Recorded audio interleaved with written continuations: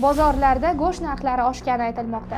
Faqat narx-navo. Ha, bo'ldi boshqa ish. Negativ narsalar yo'qmi? Yo'q. Yandex.Lavkada lahm mol go'shtini 173 ming so'mga olishingiz mumkin. Farqi yo'q, supermarketlar tarmog'i bo'ladimi, qassoblarda ham go'sht narxi oshgan.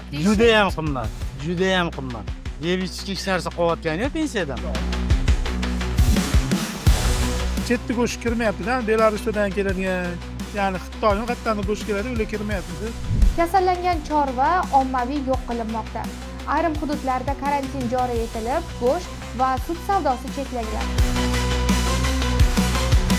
Kun bo'yi shetdamizda ko'ramiz, 300 gramm, 400 grammga bering deb odamni hijolat bo'lib keladi. Savol esa ochiq qolmoqda. Narxlar yaqin orada barqarorlashadimi yoki bosim davom etadimi? Bozorlarda go'sht narxlari oshgani aytilmoqda. Rasmiy raqamlarga ko'ra, mart oyida mol go'shti 10% gacha, qo'y go'shti esa 2.4% gacha oshgan. Iqtisodiyot va Moliya vazirligi ma'lumotiga ko'ra, Toshkentdagi Eskijo'va bozorida mol go'shti 75-110 ming so'm, qo'y go'shti esa 86-110 ming so'm atrofida. Ammo bozordagi narx-navo ko'rsatilgandan ancha qimmatroq.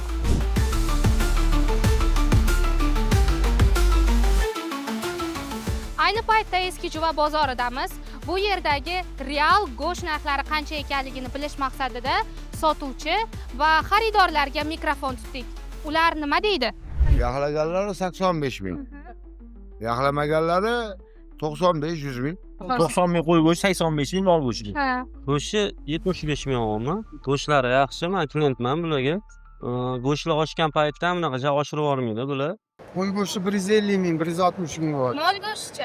Mol go'shti ham pashto shunaqa. Qo'y go'shtilar mesli qo'ylar 150 ming bor. Mol go'shti. Mol go'shtilar ham shunaqa 150 ming, 140 ming o'ziga qarab. Eng zo'ri 165 ming kerak. Lahm 155 ming, 160 ming. Mol go'shti. Qo'y go'shti qanaqa? Qo'y go'shti 160 ming. Biza 110 mingdan 120 minggacha sotyapmiz. Suyakli go'sht. Rostdan 120 minggacha? Ha. Suyakli, Ha, suyakli. Go'shtni kaç pulda aldık? 155 mingdan aldık. Azgina qimmatlashgan, ha. Mesli mollarning o'zi 125 ming, 120 minggacha sotilyapti. Ham 35 ming, bunisi 8 ming.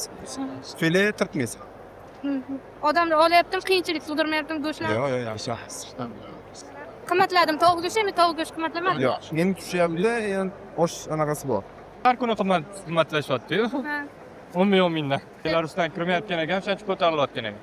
Mol go'shtini 150 ming, mesli o'zimizdan mahalliy go'shtlar, qo'y go'shtlar ham 150-160. Maksimum qancha eng yuqorisi? Eng yuqorisi 160 ming. Ba'zi joylarda 200 minggacha ko'tariladi. Yo'q, Chorsuvda emas, u endi Aleskida deb boylarning bozorida. Mol go'shti suvagi bilan 130 ming, 135 ming. Lahmi 155 ming, 160 ming. Qo'y go'shti 160 minggacha, 150 ming qo'rg'ali joylarim. O'zimizning mesli go'shti narxi bu. Arzonlashtirilgan go'shtning sifati yaxshi emas degan. Endi hammaga har xilda, bir xillarga bilinadi, bir xillarga bilinmaydi. Endi bizga o'sha mazasi yaxshi, u bilan bu go'sht bir xil ko'ringani uchun mana shundan olamiz-da. Bozorda arzonlashtirilgan rastalardagi go'sht narxlari vazirlik e'lon qilgan miqdorga mos. Ammo gumbaz ostida go'sht narxi 160 ming so'mgacha.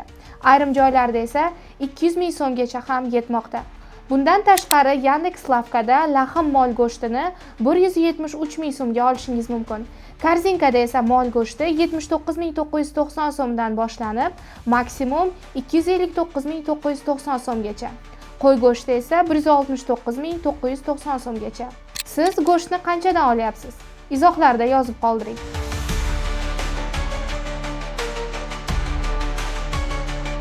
Bozorlarda go'sht narxining oshishiga bir necha omillar sabab bo'lmoqda. Avvalo, bu geosiyosiy vaziyat va logistika muammolari bilan bog'liq. Oxirgi haftalarda buni Iqtisodiyot va Moliya vazirligi berayotgan har kunlik axborotlardan ko'rib turyapsiz, go'sht narxining qimmatlashayotganiga. Chakana savdoda ham farqi yo'q, supermarketlar tarmog'i bo'ladimi, qassoblarda ham go'sht narxi oshgan. Asosan mol go'shtining narxi oshgan. Bu nima bilan bog'liq? Bu birinchi o'sha urush natijasida mamlakatlar duch kelayotgan logistik muammolar bilan bog'liq. Urush bor joyda albatta xarajat oshadi. Bu xarajat shu siz import qilayotgan, siz eksport qilayotgan tovarni ustiga qo'yiladi-da. Oxirgi to'lovchisi urush xarajatini. Ya'ni biz iste'molchi bo'lib qolamiz. Bundan tashqari Rossiyaning ayrim hududlarida xususan Novosibirsk oblasti, Oltoy o'lkasi, Shimoliy Kavkazda qoramollar orasida quturish va pasterilyоз kasalligi tarqaldi. Kasallangan chorva ommaviy yo'q qilinmoqda. Ayrim hududlarda karantin joriy etilib, go'sht va sut savdosi cheklangan. Bu vaziyat fonida Qozog'iston ham choralarni kuchaytirdi. 19 martdan boshlab zararlangan hududlardan chorva, go'sht mahsulotlari va qayta ishlanmagan ozuqa importi hamda tranziti vaqtincha to'xtatildi. Natijada asosiy logistika yo'nalishlari yopilib, Markaziy Osiyoda ta'minot qisqargan. Bu esa go'sht narxining bosimini kuchaytirmoqda. Shuningdek, mart oyida go'sht importining o'sishi sekinlashdi. Kasallik tarqalishi va transport koridori yopilishi sabab Rossiya va Belarusdan mahsulot yetkazib berishda uzilishlar kuzatildi. Bundan tashqari Kobul va rasmiy Islomobod o'rtasida yuzaga kelgan ziddiyat fonida Pokistondan Afg'oniston orqali go'sht kirib kelishida ham muammolar kuzatildi. Qassoblar va go'sht sotuvchilar bilan suhbatlashganimizda ular ham turlicha sabablarni aytishdi. Eshitmoqchi Eronda fuqarolar olib kelar ekan, Eronda urush bo'lgan sabab.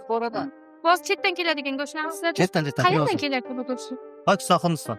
Eron urushyapti, yo'llar yopiq. Bular endi bo'sdi kam, svejiy go'shtlar. O'shancha shu hisobiga. Go'sht narxlari qimmatlashdi deysiz. Juda ham qimmat. Yeb ichishga hech narsa qilyapgan-ku pensiyadan. Kommunalkalar juda ham qimmat hamma narsa. Juda ham. Hech kim xalqqa o'ylayotgani yo'q. Chetda go'sht kirmayapti-da, Belarusdan keladigan, ya'ni Xitoydan qayerdan go'sht keladi, ular kirmayapti. Qo'ylar narxi oshib ketdi, 130 minggacha so'yilyapti. Endi ko'pchilik boqmayapti. Boqsa qo'ni qo'shnisi dodlayapti, boqmagin deb, sas ketyapti deyapti. Shuning hisobiga yem xashi qimmat.